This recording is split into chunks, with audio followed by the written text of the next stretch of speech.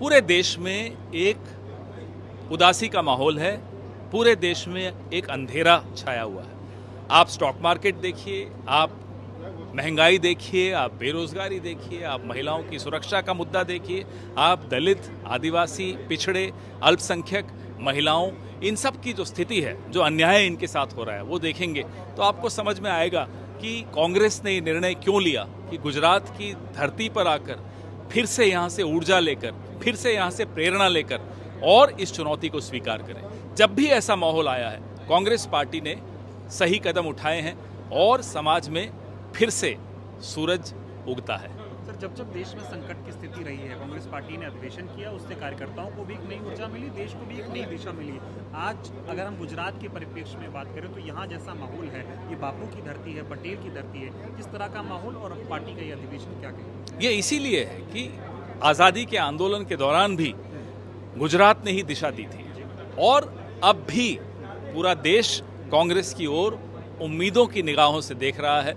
उन्हें पूरा भरोसा है कि कांग्रेस पार्टी ही गुजरात से जो प्रेरणा और ऊर्जा लेकर आएगी, कांग्रेस ही रास्ता दिखाएगी। सर, आखिरी सवाल, न्याय पथ नाम दिया गया है, इसको थोड़ा समझाइए। जो अन्याय मैंने आपको कहा अलग अलग तबकों के साथ हो रहा है समाज के, उस अन्याय के माहौल में अगर राहुल गांधी ने और मल्लिकार्जुन खड़गे साहब ने न्याय की बात की है तो यही शब्द सुनने के लिए लोग आतुर थे और संकल्प, समर्पण और संघर्ष, ये कांग्रेस की आत्मकथा इन तीन शब्दों में है। कांग्रेस का इतिहास, कांग्रेस की यात्रा इन तीन शब्दों में है। सबसे पहले तो गुजरात की इस पावन धरती पर जिसने हमें महात्मा गांधी दिए, जिसने हमें लौह पुरुष सरदार पटेल दिए, ये छठा अधिवेशन है कांग्रेस पार्टी का। 4 अध्यक्ष यहाँ से हुए गुजरात से, कांग्रेस के दादा भाई नारोजी, महात्मा गांधी खुद, सरदार पटेल और यूएन ढेबर जी। और बहुत ही अभिभूत हूँ यहाँ आकर।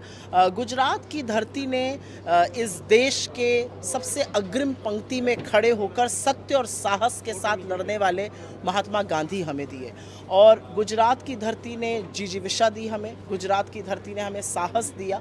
मैं एक चीज़ ज़रूर बोलना चाहती हूँ, जब हम गुजरात में हैं तो बापू की सीख अहिंसा, सत्य को ही लेकर हम आगे बढ़ रहे हैं। जिस न्याय पथ की हम बात कर रहे हैं, बापू ने क्या कहा था कि जब तक अंतिम पंक्ति में खड़े व्यक्ति के साथ ठीक नहीं होता तब तक न्याय संभव नहीं है। हमारे न्याय योद्धा राहुल गांधी, हमारे न्याय योद्धा खड़गे जी वही संभव करने का प्रयास कर रहे हैं। मैं अभिभूत हूँ और बहुत गर्वान्वित महसूस करती हूँ कि एक ऐसी पार्टी का हिस्सा हूँ जो इस साल 100 साल गांधी जी के कांग्रेस अध्यक्ष हुए और 150वीं जयंती सरदार पटेल की मना रही है।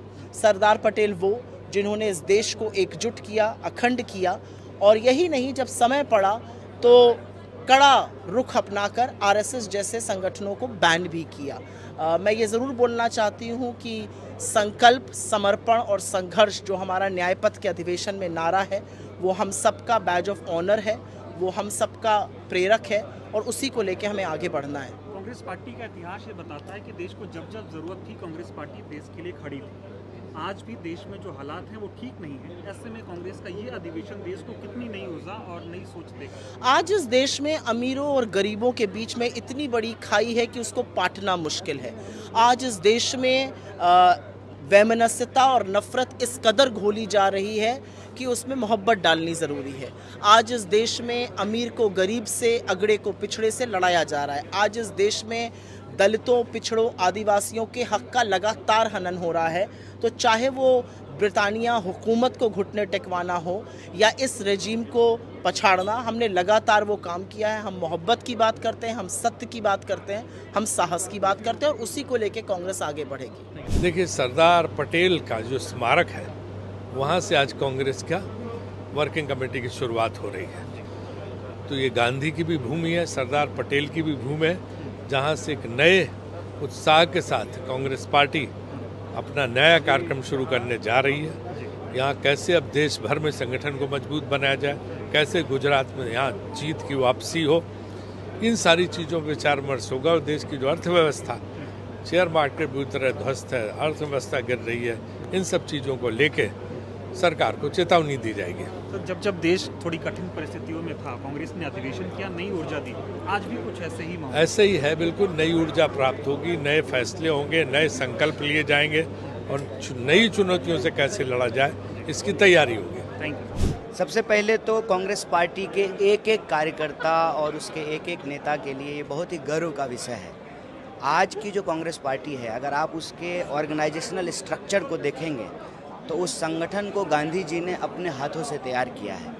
उसको संगठित करने का प्रयास और गांधी जी के बताए रास्तों पर ले चलने का प्रयास जो है पटेल जी ने किया है। जब कांग्रेस का कोई कार्यक्रम गुजरात में होता है तो इसीलिए होता है कि हम गांधी जी और पटेल जी के बताए रास्तों पर अपने संगठन को लेकर के चलें।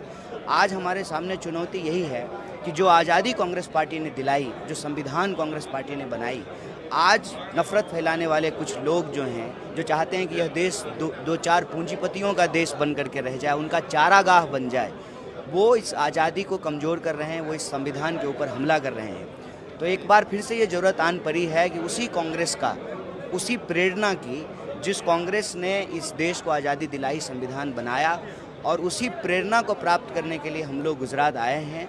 और हमको पूरा भरोसा है कि सिर्फ गुजरात में नहीं, देश में जब भी कोई ज़रूरत आन पड़ती है, गुजरात के लोग, गुजरात की मिट्टी के लोग देश को रास्ता दिखाने का काम करते हैं। तो सिर्फ गुजरात में ही नहीं, पूरे देश में बदलाव का, न्याय और मोहब्बत के लिए बदलाव का यह संदेश जो है वो दूर तलक जाएगी और कांग्रेस पार्टी जन संघर्षों का मंच एक बार फिर से बनेगा।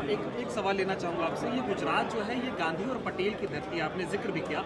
आज के मौजूदा समय में इस गुजरात को कुछ और बताया और दिखाया जा रहा है, इसमें क्या कहेंगे? हाँ, मतलब कुछ लोगों की जो कुनीति है, या जो जिनकी कह लीजिए कि जिनकी नीति और नीयत खराब है, उसके चलते जो है मेहुल चौकसी और नीरव मोदी की धरती इसको बनाने की कोशिश की जा रही है। मोरबी में जो पुल गिरा, जो लोग घोटालेबाज हैं, जो कहते हैं ना डब्बाबाज हैं, जो है भ्रष्टाचार को, चोरी को आज के दौर में जो है नैतिक ठहराते हैं, तो वो तमाम लोग जो है गुजराती पहचान के ऊपर हमला कर रहे हैं।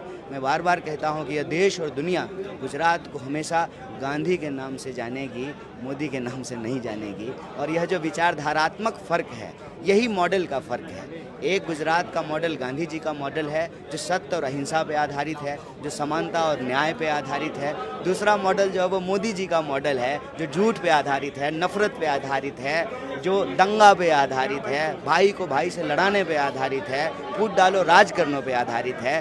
तो देश को तय करना पड़ेगा कि कैसा गुजरात चाहिए।